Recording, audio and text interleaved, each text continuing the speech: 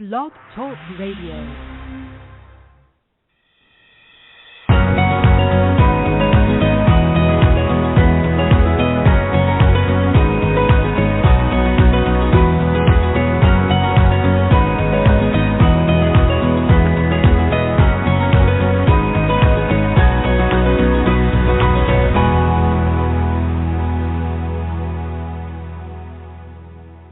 And we are so pleased to welcome you back to another edition, another episode of Viatorian Voices, Conversations on the Way. Hi, everyone. This is Jim Mitchell. Always pleased to get invited into your schedule to spend a few minutes talking about things happening in the Viatorian community. And today we're going to have a very interesting discussion. Looking forward to talking to the gentleman who currently serves as Superior General for the worldwide community of the Viatorians. He's been in that role for several years now, Father Mick Egan. Father Egan joins us from Las Vegas today. He is his history goes back to St. Viator High School back in 1969. We're going to talk about all of that. And as we get into the conversation, I'm pleased to welcome Father Egan. So, Father Egan, I know you've got a busy schedule. Very pleased that you were able to take some time and join us today. Welcome to the podcast. Oh, thank you. Thank you very much. I appreciate it. I'm happy to be here. And I've got this long introduction that folks provided to read about your background. And if I do that, we're going to run out of time. So let's just cover it as we go. I want to go back to your beginning here. You attended St. Viator High School. You're an alum of the school. Did you, at that point, pursue a vocation immediately? Did you hear that call right away?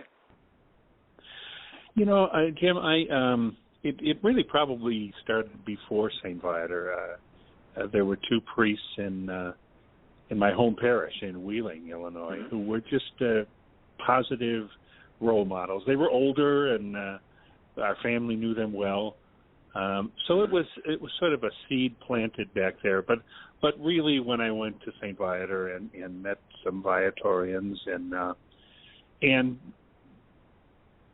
really felt that I wanted that I saw myself in education, being a teacher, and their enthusiasm for that really touched me.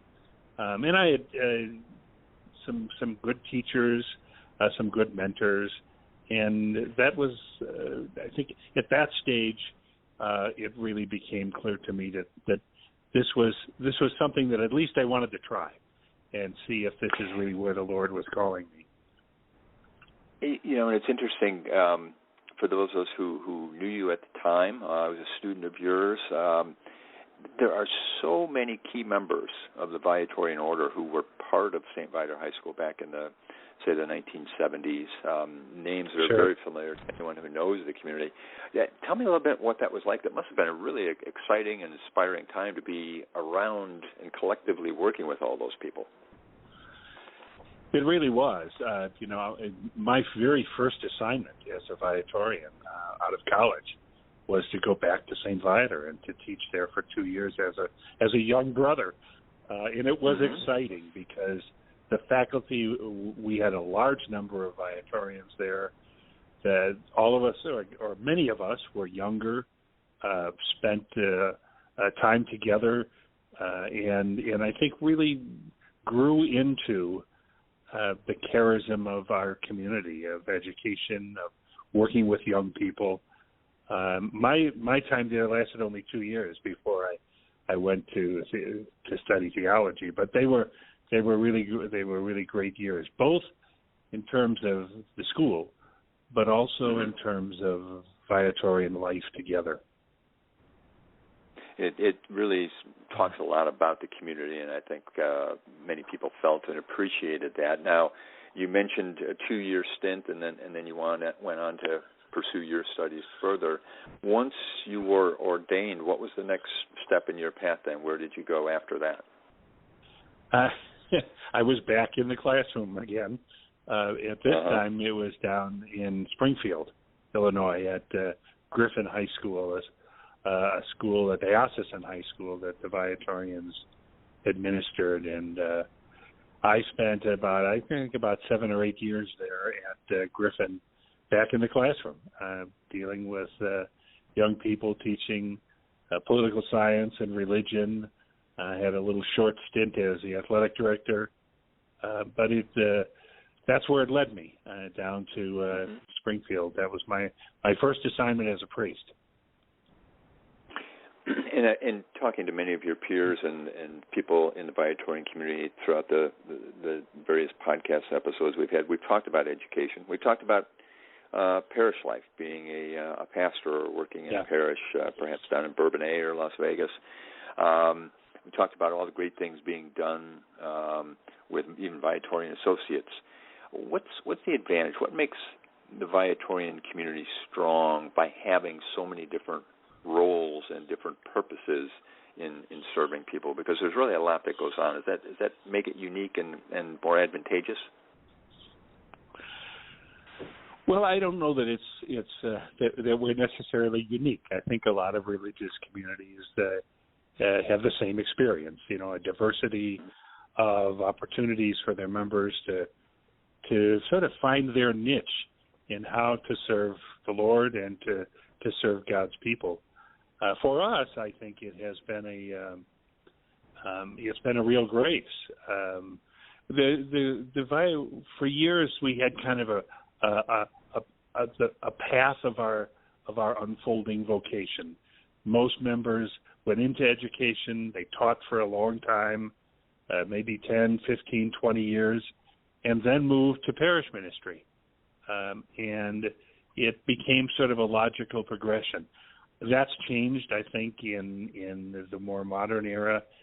We've had people who start out in parish work and stay there because that's really where they feel called to exercise their ministry.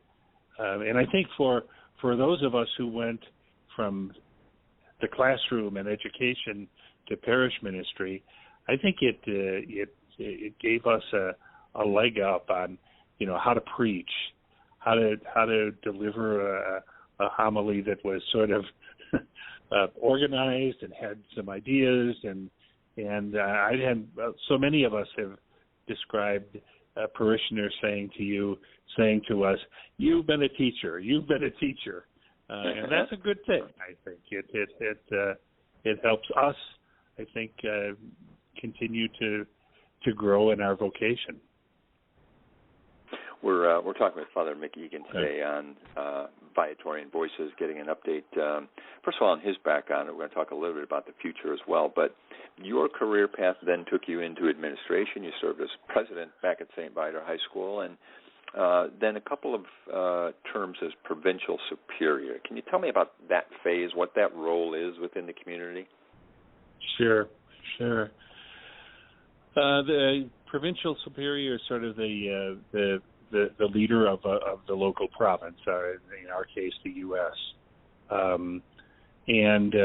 Provincials in our province are elected by the members, and the role of, I think our constitutions describe the role of provincial superior as the first pastor of the province. And I think in many ways that's the most important role of the provincial, to be a pastor for our men, for the Viatorians, priests and brothers. There's a lot of administrative and stuff to take care of, but in the end, I think the real successful provincials, and we've had lots of them, have been the people who really became pastors for us and cared about us and helped us and guided us both personally and then collectively as a province. Now, do you take that same view in your current? I was going to just jump ahead here because you currently serve as Superior General, which is a global view for the Viatorians. Does it translate to that level as well now, or is this a completely different role? At some levels it is, but my experience has been these are really two very different roles. The Superior General is really supposed to be the animator and the leader for the international community, to sort of identify directions and visions, excuse me, for the international congregation. And it means understanding the vast differences in cultures from first world to third world countries, to understanding the emerging younger members of the international congregation in some of our foundations, and it's a little complicated because it's a three-language reality, and from my perspective, I only have one of them, the English. So it's it complicates life a little bit. Yeah. Yeah. Well, but I there think are languages. The role of go ahead. The role of Provincial, I think, is much more personal and related to personal interactions with the members of a province. That's a little more difficult for a superior general. I understand. Yeah. And I was kind of cutting you off there because I have so many more things I want to ask. No problem. We're getting short on time. A couple of minutes left, but in lieu of the languages, the cultures, the roles of educators and parish priests, what, as you look at it as Superior General today, what's the biggest challenge you face? What do the Viatorians have to really look at in the next couple of years to move forward? Sure. I think we face the same challenge that many religious congregations are facing: diminishing numbers, aging. So we have to face that reality. But at the same moment, I think what has emerged for our community is the whole reality of shared ministry with our lay partners and associates who believe in the charism of our community and want to see that it continues living in all sorts of ways. So I think that's one of the challenges. How do we negotiate that change into our own lives? And that's that calls us to at the same moment look to try to discern the signs of the times that call us as Viatorians to perhaps new experiences in ministry, and we hear consistently the call of Pope Francis to not forget those counted of so little importance, those on the periphery, and I think our challenge will be to be faithful to the commitments we've had for many, many years, and that really nurture us, but also to open ourselves to where the Spirit is calling us as a congregation in the years ahead.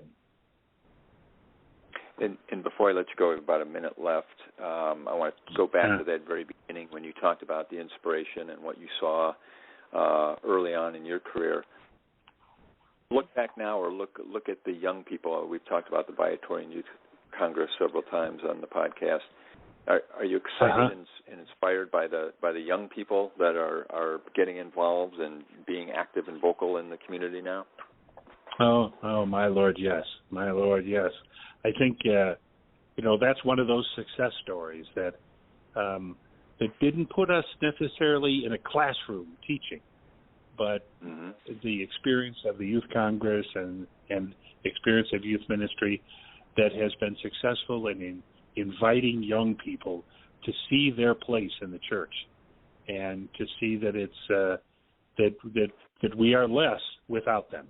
For me, it's very exciting. Yeah. Well, we kind of rushed through a lot there. We want to thank Father Mick Egan for his time. It's always great to have the opportunity to talk to him and share information with all of you here on the podcast, representing the Viatorian community, which proclaims Jesus Christ and his gospel and raises communities where faith is lived, deepened, and celebrated. We thank you for being a part of this and taking the time to listen. On behalf of the Viatorians and Father Egan, I'm Jim Mitchell, and look forward to having you join us for future episodes of Viatorian Voices. Thanks so much, everyone.